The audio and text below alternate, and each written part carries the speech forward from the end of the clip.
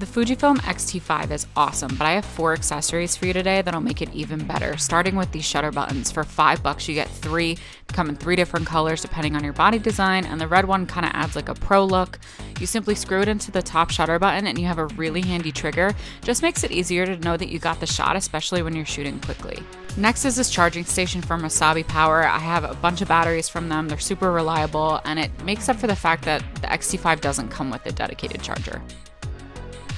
Now, some of you may have heard me talk about this mirror before. It's a great way to kind of get a selfie screen with cameras that have the tilt screen like the X-T5.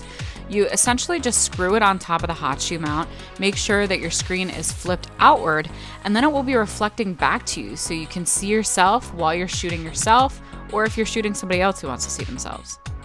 Now, this one I had to see to believe for myself. This is a TTL Flash cord that's made for Canon cameras, but I can confirm works with Fuji cameras. The reason it works is because the pins on the bottom of it actually align with the pins of a Fujifilm Flash. So you just put it into the hot shoe, you snap in your flash, and then you have some mobility with your flash when you're firing on camera. Now, links to everything that we talked about in this video will be in the description box below.